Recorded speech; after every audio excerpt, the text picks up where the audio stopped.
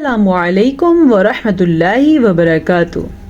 ہم آپ کی خدمت میں حاضر ہیں ایک نئے سبق کے ساتھ۔ یاد رہے ہماری اس کلاس میں قرآن مجید کو درست تلفظ کے ساتھ سکھایا جاتا ہے اور انشاءاللہ تعالی ہم مکمل قرآن مجید پڑھیں گے اس کلاس میں۔ اگر آپ بھی اپنا تلفظ درست کرنا چاہتے ہوں اور اس کے علاوہ آپ اپنے پورے قرآن مجید میں تجوید درست کرنا چاہتے ہوں تو یہ کلاس آپ کے لیے ہے۔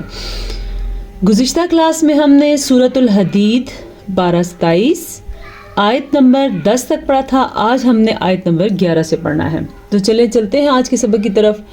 ایک چیز میں بتانا چاہوں گی کہ قرآن مجید میں کسی بھی غلطی کو چھوٹا نہ سمجھا جائے، کیونکہ بعض اوقات لفظ کو اس کے تلفظ سے نہ نکالنے کی وجہ سے یا لفظ کو اس کے مخرج سے نہ نکالنے کی وجہ سے ہم بڑی غلطیوں کا شکار ہو جاتے ہیں، یہاں تک کہ بعض معنی کفریہ سینس میں بھی چلے جاتے ہیں۔ تو اسی لیے اس کلاس کا مقصد ہے کہ ہم اپنے تلفظ پہ دھیان دیں اور اللہ پاک ہمیں ایسی غلطیوں سے بچائے۔ تو سٹارٹ کرتے ہیں آج کا سبق، آیت نمبر 11۔ اعوذ باللہ من الشیطان الرجیم، بسم اللہ الرحمن الرحیم۔ من ذا الذی یقرض اللہ قرضا حسنا فیضاعفہ لہ اجر کریم۔ من ذا الذی، کل کی کلاس میں میں نے آپ کو بتایا تھا کہ ہم انشاءاللہ آج کی کلاس میں ہم نے اخفاء کا قاعدہ ڈیٹیل کے ساتھ سیکھنا ہے۔ ماشاءاللہ جو پرانے پڑھنے والے بچے ہیں، اسٹوڈنٹس ہیں جو ماشاءاللہ بڑے لوگ ہیں، ان کو قواعد کا بہت اچھی طرح سے علم ہو چکا ہے، کیونکہ اکثر میں کامنٹ سیکشن میں پوچھتی ہوں تو مجھے زیادہ تر لوگ تو جواب نہیں دیتے، لیکن جو جواب دیتے ہیں وہ بالکل ٹھیک جواب دیتے ہیں۔ اس کے علاوہ کچھ لوگ مجھے سبق بھی سنا دیتے ہیں، تو مجھے اس سے بھی آئیڈیا ہو جاتا ہے کہ ماشاءاللہ ان کو اچھی طرح سے علم ہو چکا ہے کہ اخفاء کا قاعدہ کیسے ادا ہوتا ہے اور اس کو کس وجہ سے ہوتا ہے۔ تو چلیں آج سیکھتے ہیں۔ یہ ہے ہمارے پاس نون ساکن، ٹھیک ہے؟ بس ایک چیز آپ اپنے ذہن میں رکھ لیں کہ نون ساکن اور تنوین یعنی کہ 2 زبر 2 زیر اور 2 پیش، ان کو بہت اہمیت حاصل ہے قرآن مجید کے 4 بڑے قواعد کے ساتھ، ٹھیک ہے؟ نون ساکن یعنی جب نون کے اوپر ساکن آ جائے، اور تنوین، اس کو نون تنوین بھی کہتے ہیں کیونکہ اس کو ادا کرتے ہوئے نون کی آواز آتی ہے، جیسا کہ قرضون، زون آئی نا نون کی آواز، اسی لیے اس کو نون تنوین کہتے ہیں۔ بہرحال نون ساکن اور تنوین کے بعد حروف اخفاء میں سے کوئی حرف آ جائے تو نون ساکن اور تنوین کی آواز کو چھپا دیتے ہیں۔ کیوں چھپاتے ہیں؟ کیونکہ اخفاء کا مطلب ہی چھپانا ہے۔ تو چھپاتے اس طرح کہ اس کی ہلکی سی نون کی آواز رہتی ہے، لیکن اس کو واضح کر کے ادا نہیں کرتے، اور اس کے ساتھ چھپانے کے ساتھ ساتھ غنہ بھی کرتے ہیں۔ تو یاد رکھیں حروف اخفاء یعنی چھپانے والے حروف، یہ آ گئے تو پھر ہم نے نون ساکن اور تنوین کو چھپانا ہے۔ یہ 15 حروف ہیں: تا، سا، جیم، دال، زال، زا، سین، شین، صاد، ضاد، طا، ضا، فا، قاف، کاف۔ یہ ہے 15 حروف اخفاء۔ ان میں سے اگر کوئی سا بھی حرف آ جائے، جیسے کہ یہاں پہ نون ساکن کے بعد زال آیا ہوا ہے، ٹھیک ہے؟ اسی طرح اور کوئی قاعدہ، یہ دیکھیں یہ تنوین کے بعد کاف آیا ہوا ہے، یہ دیکھیں یہ تنوین کے بعد نون ساکن کے بعد، یہ تنوین کے بعد کاف آیا ہوا ہے، ٹھیک ہے؟ اسی طرح یہ دیکھیں تنوین کے بعد تا آیا ہوا ہے، یہ تا، کاف، دال، یہ سارے میں نے ابھی آپ کے سامنے جو 15 حروف پڑھے ان میں شامل تھے۔ یہ دیکھیں یہ نون ساکن کے بعد زوا آیا ہوا ہے، ٹھیک ہے؟ جیسے کہ نون ساکن کے بعد تا آیا ہوا ہے۔ بہرحال اتنی مثالیں بتانے کا مقصد یہ تھا کہ اس طریقے سے حروف اخفاء آتے ہیں تو اخفاء ہو جاتا ہے۔ تو اس کو ادا کیسے کرتے ہیں؟ جیسے کہ اس کو ہم نے پڑھنا ہے ماں، بجائے اس کے کو ہم پڑھتے من ذا الذی، نہ تو ہم نے اخفاء کیا اور نہ ہی ہم نے غنہ کیا، تو ہم نے اس کو پڑھنا ہے من ذا الذی۔ اب ایسا نہ ہو آپ اس کو ماں یا ماؤ واو میں لے جائیں، نہیں، آپ نے اس کو نون کے ساتھ ہی جانا ہے، لیکن کسی حد تک آپ نے چھپانا ہے۔ کیسے؟ من ذا الذی یقرض اللہ زال کو نرمی سے پڑھنا ہے.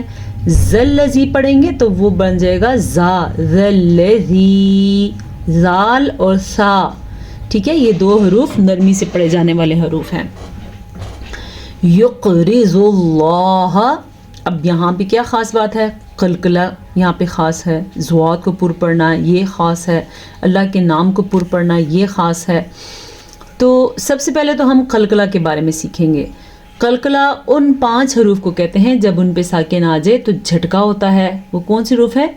با، قاف، طا، با، جیم، دال، یہ 5 حروف ہیں. اب جیسے کہ قاف تھا تو قاف پہ ساکن آیا تو یہاں پہ قلقلہ ہوتا ہے جھٹکا.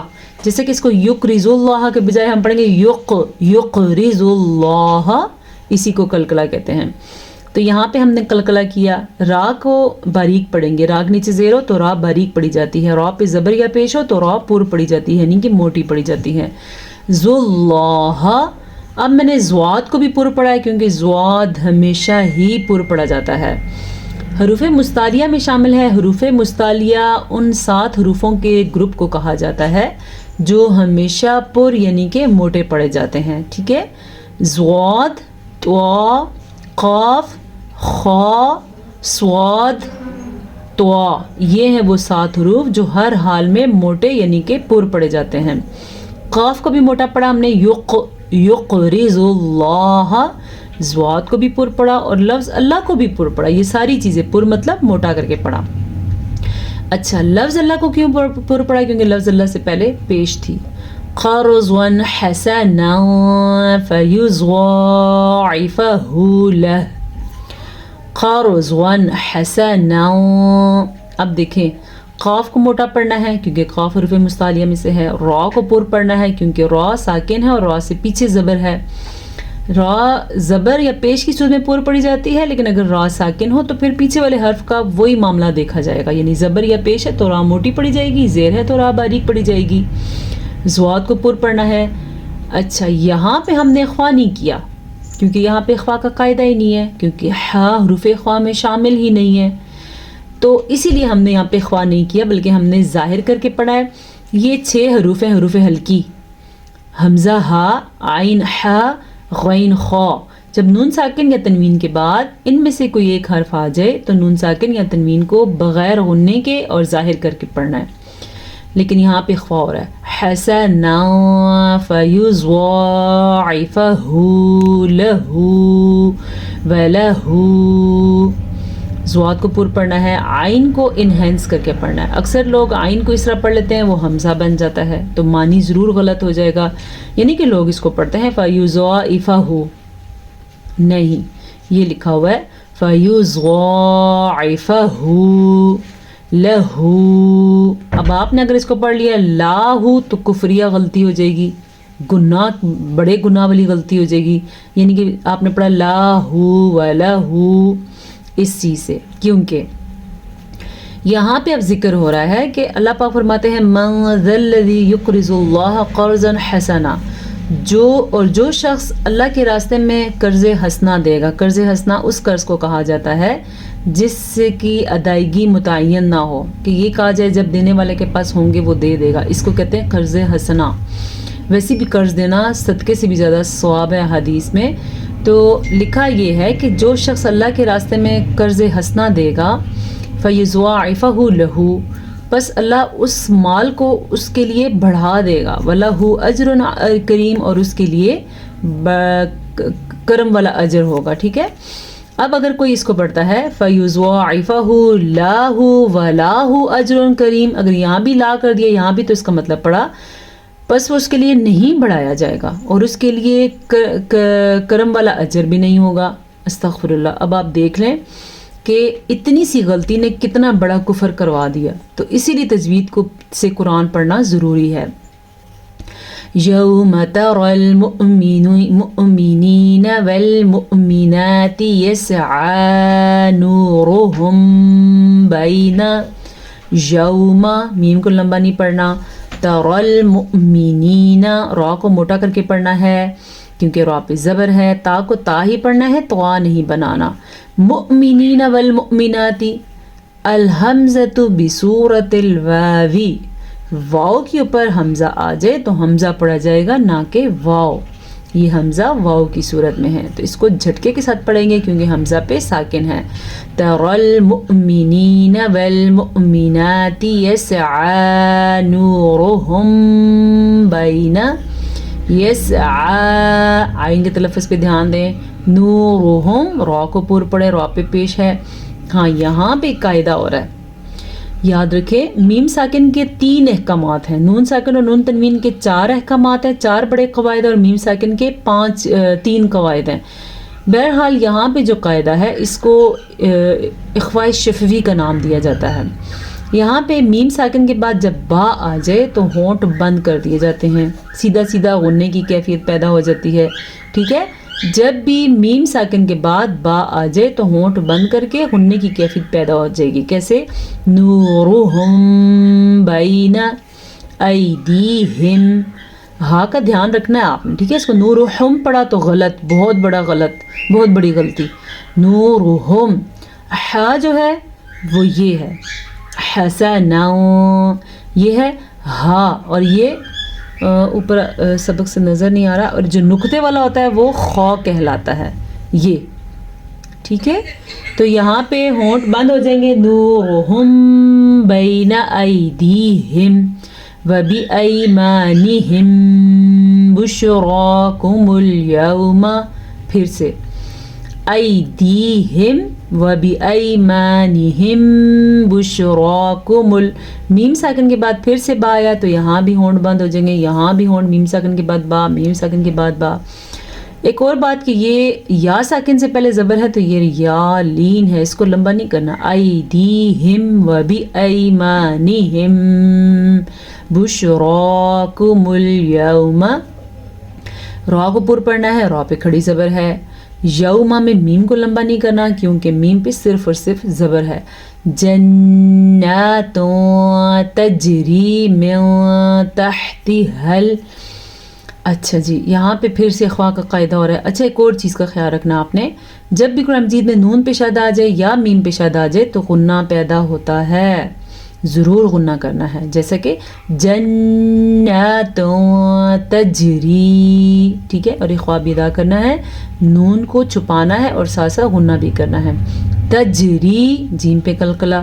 من تحتها الانہار یہاں پہ اخفاء کا قاعدہ ہو رہا ہے نون ساکن کے بعد تا آیا ہوا ہے لیکن یہاں پہ اظہار کا قاعدہ ہو رہا ہے کیونکہ نون ساکن کے بعد حروف حلقی میں سے ہا آیا ہوا ہے.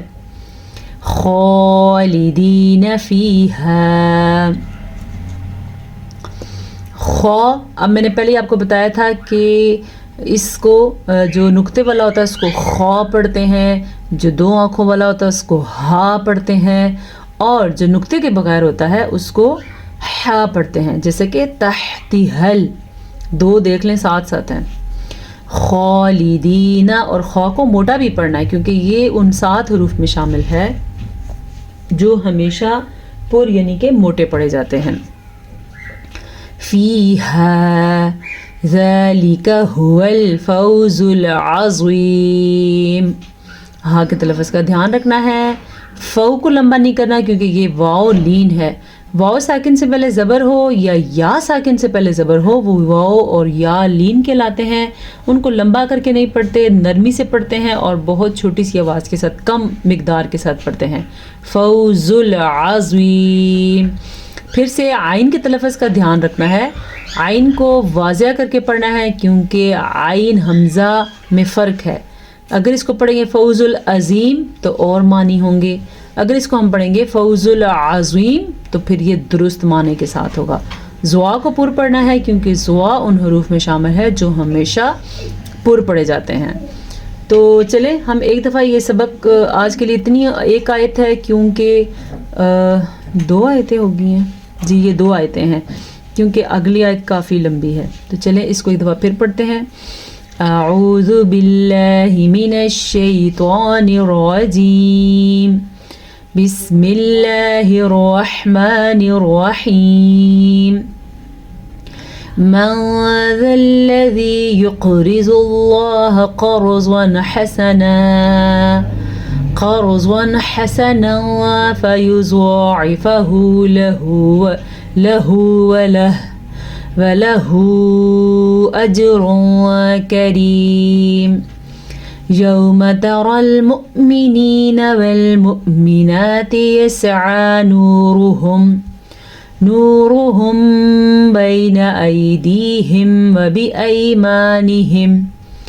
व बिअयमानिहिम बुशराकुमुल यौम जन्नातुन तजरी मिन तहतिहल अनहार खालिदीन फीहा ज़ालिका हुवल फौज़ुल अज़ीम। इसके साथ ही इजाज़त चाहते हैं, इजाज़त दीजिए, फिर मुलाकात होगी आपके साथ एक नए सबक में और तजवीद के नए क़वाइद के साथ। अस्सलामु अलैकुम व रहमतुल्लाहि व बरकातुहू।